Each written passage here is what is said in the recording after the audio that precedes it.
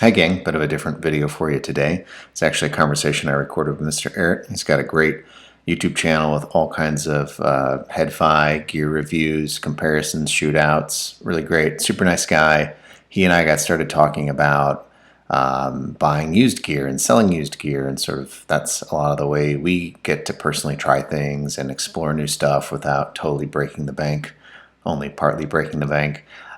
So he and I had a conversation both about how we actually buy used gear, and then later on down the road when we're ready to try something else, how we sell it. So this video right here is part two. This is about selling gear. We sort of split the conversation up into two videos. If you're interested in buying gear, head over to MrAyrit's channel. I've got the link here in the description. You might want to watch that one first, maybe. Doesn't really matter to me. And then as well, check out his channel. He's got a lot of great videos that I mentioned. So enjoy the conversation. Okay, so selling. We've talked about buying. How do you like to Yep. sell? Like, what's your favorite way to sell? I love a local deal if I can put one together. That's like the dream, right? That's pretty rare though, because I don't know that many like crazy headphone enthusiast people in the neighborhood. But like there's some Facebook groups and stuff that I'll reach out to. There's some just personal contacts I have. So if there's something that I think has more of a broad appeal, I'll start there, right? Just that's great. You avoid all the shipping hassle. It's a known quantity. You could do a cash thing or a Venmo or save the fees. It's just that's the jam if it works out. But You know, that's you pretty know, rare. Fa Facebook is interesting. We didn't mention that when we were talking about buying Facebook. No. I've bought a couple things from Facebook. One local. I've only made one local audio transaction, but I live in rural Iowa, so like that's like not needle in a not a haystack stuff hotbed. to Yeah. yeah. There's not a lot of like audio files out here in the country. Well, maybe there's more than I realize. I shouldn't say that. I'm stereotyping myself, but Yeah, I look at Craigslist occasionally. I'll set up alerts sometimes on Craigslist for things I want to buy, and I'll occasionally post things there to sell. But yeah, I mean, honestly, selling, I'm going to go with the communities that I'm the most involved with online because there I have trust. I have a history of selling. I have evidence. People can see what I'm about, see that I'm easy to work with. So yeah, that's usually where I start. So I'm going to start with the community. Things like eBay and stuff, or Reverb. Those are sort of like my last like US Audio Mart. Like I'll buy yeah, things off of all those places, but I hate selling on those on no, those. I totally agree. Why do you hate it? 'Cause we'll see if we hate it for the same reason. Well, one I just we talked a little about this with buying is like eBay is just such a behemoth. It's just a monster. There's a million people on there. Everything's going so fast, and like it's your item won't necessarily get attention. And like if you can do like a buy now thing, but then if you do bidding, it's like it's just and the fees get kind of crazy. And then the buyers sometimes are just kind of jerks, and it's like this like like this wasn't meant plus plus plus. It's like, dude, did you read the description? I said very specifically what the things were. So it's all around a hassle. Does that line up with your hate for Yeah, well, hate for yeah, and it's like, okay, so there's a couple of things going on here, right? Is one like if you're making a deal through a forum, then it's a person to person transaction, hmm right? If you're selling something on Amazon, now you're a business, hmm and Amazon has a return policy, right? hmm And so like I've I got burned like it was like 2 or 3 transactions in a row on fairly expensive gear, like $300-400 items, and I had sold like 2 or 3, and then, like, they all got returned, hmm within, like, a couple of weeks, or somebody said they were gonna return one, but they never actually returned it, but then so you're, like, hmm in limbo for, like, a month, so I don't know. I would say whenever possible, sell on a forum, on a community, um, Yeah. just to avoid those hassles. I will say that there is a potentially higher profits to be made if you're trying to make a profit, just because, like, if you buy something cheap on a forum and then you go look and, maybe on Amazon, the cheapest used one, is still like, maybe 60% more than what you sold or something. Like I've been able to flip a couple of things like that to Yeah. make a Yeah. little money on it, but again, by the time you subtract all the fees and everything, I probably didn't come out as good as I actually think I did. Yeah, So I just think it's way easier, and just it's a much friendlier, more human interaction to do it through the forums. And totally. like the odds of somebody, if you're honest and upfront, like the odds of having a problem with somebody on a forum, I think are almost non-existent. Whereas, if I'm just a buyer on Amazon, I click buy it now, I get it, I try out, a set of headphones for like a week, and I'm like, I don't really like these, I'm just going to return them. Yeah, Well, and you're if not they're hurting returning them anyone. to like Amazon, that's no big deal. But if they're returning Yeah, them to me, I'm like, I'm that not just made my Bezos. life so much more difficult and made me have to ship something twice. And I Yeah, don't know. So yeah, that's my take on it as well. yeah, yeah. Um, So the forums are obviously like you get the power of the community. If you're pricing your stuff fairly, like it's probably going to sell. I think the negative of like the forums is that like the population's only so big. So there's yeah, only so many buyers. Sometimes stuff sits, you start to get kind of panicky about it, and then that's when you sort of turn to the other sites. But I'll graduate to like I consider things like US Audio Mart or Audio Gone to be the in between point. They're marketplaces, but they're not like as crazy as eBay or Craigslist or just some of these Wild West things. You still have history. You still have people have rated their transactions with you. I find that the people on them are generally like really good audio people as well. They just are reaching out to a bigger group than they might have in whatever. I mean, there's hundreds of audio forums out there. I find new ones every day that all have their own active communities, right? yeah. There are some of these like hub marketplaces that kind of let these communities, interact with each other. So sometimes I will graduate to one of those sites if I'm just not getting a buyer on my go-to forums. And then so when you're creating a listing on any of these places, right? Like what are some of the things that you make sure that you're including? Like we've already kind of spoke about, right, packaging. Like you want to keep, if possible, you want to keep original packaging. I know me personally, like I just take that stuff and I just put it in like my basement in my storeroom. Like I pretty much have just like a wall of boxes, like honestly, Yeah. of just stuff that I'm like, someday I'll sell that and hopefully I'll get like 20 more dollars because I saved this box or something. But um so original packaging, Yeah. what else do you do to make sure your sale, Um, like you do the best you can with your sale? Yeah, well, I was going to say just to sort of add on to that, like when you get a new thing, there's like the excitement of the new thing and like ripping into it.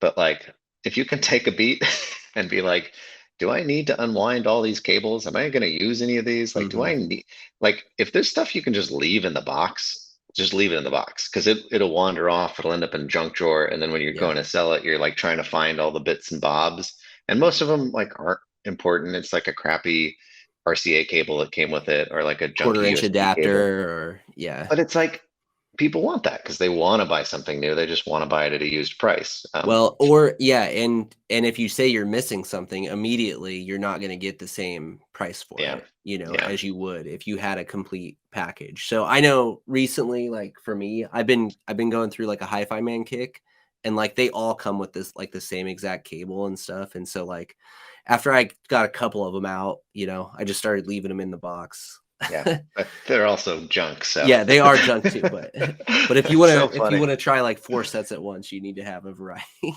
That's true. So yeah, I think obviously great photos. Like take a minute.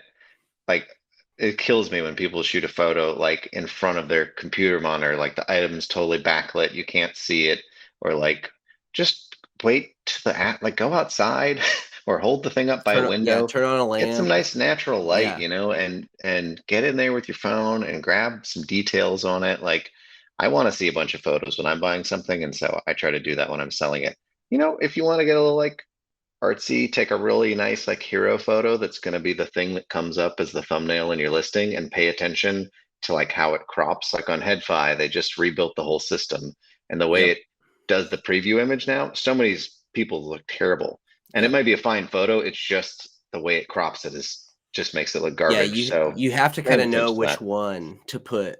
You gotta know which one to upload first, so it's that Yeah. main thumbnail. And that's something that I've learned on HeadFi too, is like, because even just what do you click on? I mean, that's probably the best telltale is like if you're looking at something, like which ones make you click on them, and they're the ones where you got a nice, bright, clear photo that's centered and you can see it and it looks good. And Yeah, I mean, it's marketing. I mean, it's just a little bit of marketing, right? Like put your best foot forward, right? So some nice photos, and then think about the title, right? Like think about all the words, but start with the title, right? Like I think it's very, for me, I really appreciate when people just say the exact name of the item. And then if you want to put some stuff after it, like it's super minty or, yeah. I'm original owner. Like if you want to like throw some zhuzh on there, like that's cool. I don't mind, but like put the exact like brand, model, version, like be really plain about that because it's insane making when it's like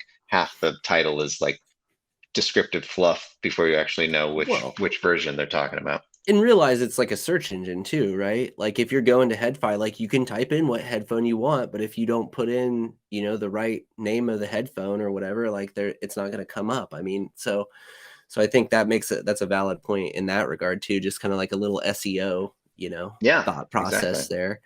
I talked Um, about Hi-Fi Shark in the buying one, but tools like that are just querying the web, trying to find people the thing they want. Like if you don't use the actual name of the thing, it makes it very hard. So often, like do it in the title, but then in the description, think about if there's other ways people refer to it. Like, does that thing have a nickname, or can Mark II be written MK numeral two or MKII, or like try to like include some of that, SEO in your description so that you're just trying to help people find it, right? And they may be typing it into a search engine in a different way than the right way. well, and I mean, and we talked about this with buying too, is just kind of knowing the market. So just on the same time, like knowing other people that have sold that, like if you look at some past sales, like what did they put in it? What did they call it? What did they title it? Like what are some of Yeah. those, and then again, pricing, right? How do you know what to price stuff at? Well, have you been paying attention? Like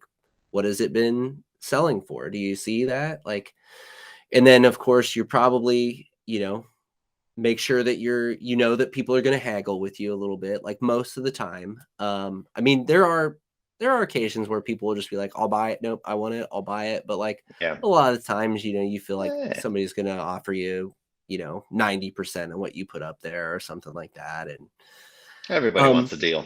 yeah, everybody wants a deal. Everybody, at Yeah, least they want to feel like they got a deal anyway. Right. for sure. How do you handle like shipping? Cause me personally, like just to make it easy, I'm always like, I'm the seller, I'll eat the PayPal and I'll eat the shipping costs. Just so that's like I don't want to deal with arguing about that. I just want I just want the bottom dollar. Like what is the dollar amount? That's how I Yeah. operate anyway. That's the cleanest. Like it's whenever I'm buying, I like to see listings like that where it's just like da da da da. Da. My price includes shipping and PayPal. Um, I yeah, it drives me crazy when you get a thing that's like, this is the price net to me, but if you want this express shipping, I'll do that. It's just like, it's too many variables. Like, I just want to go in knowing where we start the negotiation. And sometimes that's a really good point. If somebody comes and says, hey, why don't you knock 50 bucks off or 100 bucks off? Be like, well, I am actually including fees and shipping.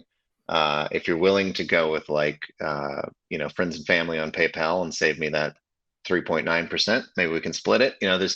There's things you can do if you're coming from that place of like having that all baked in, as opposed to like you negotiate and then you're like, so what do you want to do about shipping? And somebody's like, really? Yeah, yeah, I hate I that. I just got just want through a that. clean, easy transaction. I would say too, like you mentioned like friends and family on PayPal, right? Like for me, I mean, maybe we should have talked about this when we were talking about like buying headphones, but Yeah. like to me, it's kind of a red flag. If anybody's doing anything besides just like pay me with PayPal, like I'm a seller, to me, Hmm. that's always kind of a little bit of a red flag. Like I know there was I can't remember what I was trying to buy, but it was a kind of an expensive headphone, and the person was like, I don't have PayPal. I don't have a PayPal account, so it has to be done through like this. And I went, No. No, dude. Like, why wouldn't you have a PayPal account if you're trying to sell on these Yeah. forums? So I think like the typical expectation is that you as the seller will accept PayPal as a seller and you'll pay the 2% or 3% or whatever it is that PayPal Yeah. I, takes off the top. yeah, I think that's the expectation. I think when it comes to people you've done deals with before, there's some Then wiggle room there, right? yeah, And then friends and family comes into play for well, we sure. talked And about that with like, buying. It's like if you know it, if you know somebody, they're a known quantity to you, you bought something from them before, it really comes into play with like expensive stuff, right? You yeah, want to get, a flagship headphone that's 1,500 bucks, 2,000 bucks. That's a lot of money. And now 3.9% is actually a chunk of change. And then you're going to have to do shipping on top of it. And your shipping, you're going to want to insure. So you and might spend insurance isn't. 150 bucks on Yeah, shipping and 100 bucks on fees. It well, really does add up. that's something to keep an eye on too, right? Is like know how you're going to ship it before you sell it. Probably is what you should do, because if you got an amp that weighs like 10 pounds and you're going to sell it, like that thing could cost like $50 to ship. So I mean, just being aware, if you're trying to sell somebody a dark voice, that you bought for like $150 and you're selling it for like 100, and then you got to ship it and it costs you like 40-50 bucks to ship. Like, I don't know, you just need to be aware of those shipping costs. And yeah, insurance adds up fast these days too. Yeah. Now, I've never sold, like, you're playing around at a little bit higher level with some of this flagship stuff lately. So like, do you have any specific pointers about those high dollar items? Because the most I've sold stuff for is maybe like $600-700. But I know your last video had like a couple of flagships in it, which Yeah, which I don't buy all those.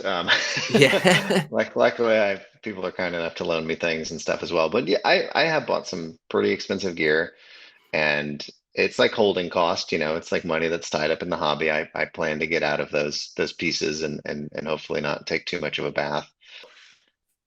When we're thinking about buying something, right? So most of the gear I'm selling is gear I bought used, not gear I bought new, but not always.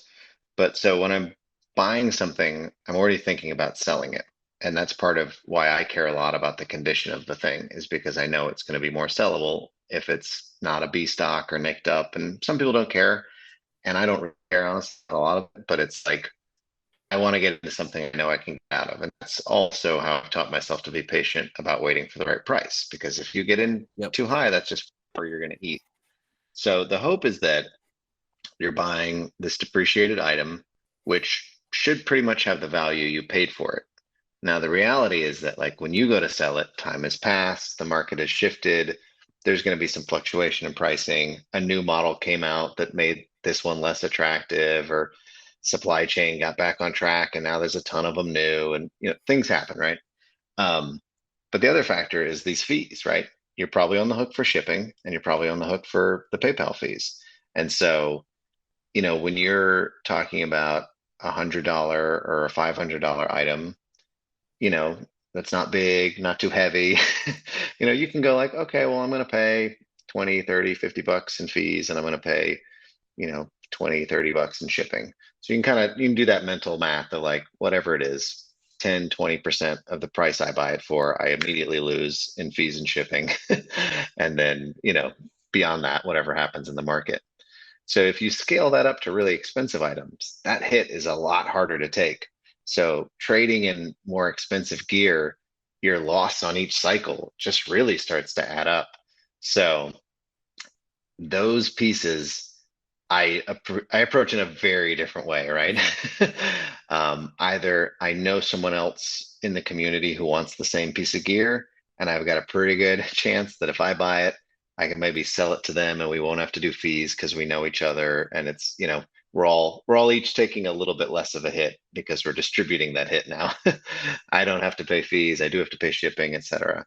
Or like I just I really try to reach out and try to find a way to borrow or audition or try to get my hands on that really expensive gear without buying it, because they're much bigger commitments. I feel like it's one thing to get a $500 item or a $200 item, enjoy it for a little bit and be like, not for me, pass it on, take a little hit, wasn't that fun.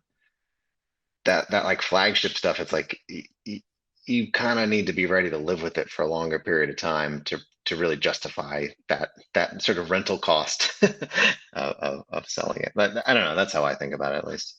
Yeah, I mean, and that is probably the way you need to think about it too, is that realistically, like, you're gonna do better than if you bought it new and then sold it used. But yeah, you're still gonna odds are is you're still not going to come out like on top. Like in most cases, in some rare situations, if you really picked up a deal or something, it's possible. But yeah, you're probably going to take a little bit of a hit. But yeah, I hadn't really thought about that. Like you said, like 4% on 2,000, and you're going, yeah, that's a good chunk of change right there.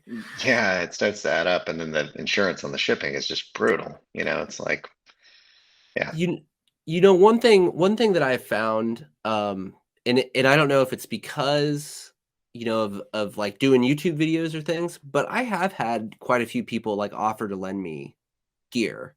Is that your experience? Is that through connections you made on forums, or because you're doing the yeah, YouTube yeah. thing, or No, it's just purely forum stuff. It has nothing to do with like sending something in to get reviewed. It's just like good folks in the community who have access to something and they want to share it. They want other people to hear it. They want to hear other people's opinions about it. They want to yep, have a conversation about it. I mean, you and I were talking about that before. It's like, it can be a little bit of an island sometimes. Like, yes, you're in the community and you're in these threads, but it's like you also just want to talk to a person. And I feel like you and me both listen to the same headphone or this amp. Like, what did you think? Here's what I heard. Did you hear that? Oh no, I didn't hear that. And like that's a really fun way to unpack and learn about your well, taste in music and your and us reviewers, we're always, so super helpful because we're always on the same page about stuff. And, it makes it really easy to know what a headphone's going to sound like and how well people are going to receive it. Have you yeah. seen, this is off topic a little bit, but have you seen like the Peacock reviews? Like the Oh Send Me yeah. Peacock? Like you got Yeah, like Zeos and then DMS. Did you see those? And it's like, I did. they couldn't Oh, be and I did further one. apart. I mean, I don't know if you saw mine. I did one. I think oh, I you did landed it. closer to, yeah, I did a Peacock You review did a a Peacock? couple Did I months watch ago. that? Mhm. I'm trying to I don't think know. about if I watched that. I maybe did. I'll have to go back and It, double check. I might refresh my memory. But it's yeah, a very anyway, funny one. Yeah. No, I see that's the thing. It's like I got like one or two comments, like sort of angry comments that like, after people had watched the DMS video, they like watch mine and I'm pretty favorable on it. I mean, I sort of point out who I think it's for and what I think is likable about it. But some people are sort of like mad that I didn't have the same opinion as another reviewer. And it's like, what's the point of that? Like there's a little bit of an echo chamber in this community that kind of like grinds me a bit sometimes, where it's you, like it's a highly subjective thing. Do you not like should I be like, oh, I heard he liked it. I guess I have to like it now. It's like it's very weird to me. we'll have to that'd be a great topic for another conversation. Yeah. Because I do think, and then what really gets me frustrated is when people are like commenting on something, but they're commenting on somebody else's review and they haven't even heard like the Right, actual right. piece of gear, but they're talking about it like they know what they're saying. I digress.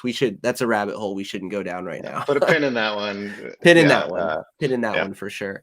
Um, yeah, all right. Well, I don't know. I feel like we covered most of the stuff about selling. I don't again, I think so. I think I think it's just golden rule stuff, right? Like Yeah. buying, selling, it's just golden rule stuff. Like Yeah. if you're selling something, what would you want to buy? How would you want to be treated if you were a buyer? What kind of transactions have you done in the past? Audio gear or something else that are just Yeah. like smooth, easy transactions that you like, that you walked away and both parties were happy. That's what the goal is, right? Is that both parties leave happy with the Totally. gear that was sold, happy with the gear that was purchased, and the price that was paid. So Yeah. I think just treat people how you want to be treated, and I think you're going to be just fine. Again, I think upfront and honest, and just don't try to be tricky at all. Just tell them what you've got and take good care of your stuff. You Yeah, know, take good care of your stuff and yeah, be really transparent in your description and like take a couple minutes to do a nice post. I think when I get like no photo or one crappy photo and like a one sentence, like I'm ready to sell these, it's like I'm happy for you. Like, like you said, like put the time in. What's the description of the headphone that you want to read look like? What's the photos that you want to see when you're buying a piece of gear look like? That's what you got to do. You just got to market your stuff and like be really clear and transparent about the condition and oh, I don't think we talked about this because we talked a little bit about pricing and that like be aware of the market, but like don't don't get greedy. Like I watch people fall into this trap time and time again, where they price something outside of what the market's willing to pay for it, and then the thing sits there. And once the Yeah, thing sits there for a while, it kind of gets a bad stench, and people start to get a little worried about it. Why isn't this sold? Is this a bad yeah, seller? Is this a bad item? Are other people seeing something I'm not seeing? So, like, if you come in, it's like real estate. If you come in at too high an asking price and then your thing sits on the market, it's not a good look for anyone. So, you know, it's no, up to and you, that's but it's I say interesting don't try you to get say that greedy. because I swear, on head fight, there's some things that I'm like, it's been on there for like 6 months, and they bump it like every 3 days to the top, and it's like different strategy. There needs to be something else that goes there. I've always been the type of person that, like, when I'm ready to sell something, I'm ready to sell it, and I don't know. I just like quick transactions, I like quick and easy. That's how, Yeah. and maybe I could hold out for some things and wait for a higher price, but, honestly, I just like to move things fast. Do you do lots of trades? I like to do trades I like trades personally. too, yeah. I mean, it kind of offsets some of the cost and stuff for everyone. It's like you don't have to, again, the PayPal fees and stuff, you kind of get reduced if half the money is in trade and the other half's in money or whatever. Well, one thing that I love about trades is, like, I always say I'm open to it, right? Just Yeah, because you never know what somebody's gonna throw out there for an idea, and, like, yeah, you can get some good deals on trades, or you can get something that you never would have tried before, too. Like, yeah, I've got a Valhalla 2 right now, and, like, I never would have bought one of those, but just somebody was like, "Hey, I'll trade you this," and I was like, "Okay," and then I got it, and I'm like, "Wow, I yeah, really like this thing. Like, this is a really good amp." But yeah. It's so like it's. I'm with you. If you can get something in trade that you're like, I'm curious, sure. And I know that the market likes it. So if I decide it's not for me, I can turn around and get that cash back out and get into something else. Like, great, go for it. I think the other thing that's worth mentioning is the negotiation part, right? So like yeah, people will like lowball you. People will just hit you yeah, up, throw crazy offers at you. And sometimes it's scary because it's like you're trying to get this gear out. You need the money back out of it. It didn't work out. And so you feel this pressure to just like take the deal.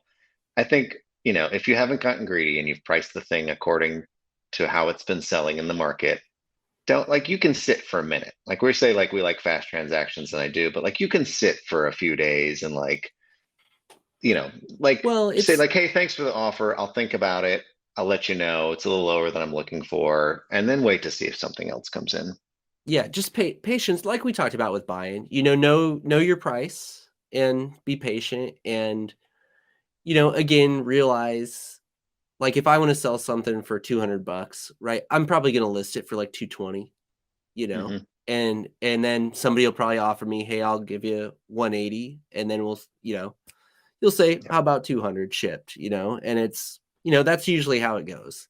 Yeah. Um, I will say, though, that I do think, like, if you are willing to take a little bit of a lower price, like, a lot of times people don't haggle if they know it's a good deal, you know what I Yeah. mean? And they'll be like, "I'll pay it. Like, that sounds good. I wanna buy it." And I do that too now as a buyer.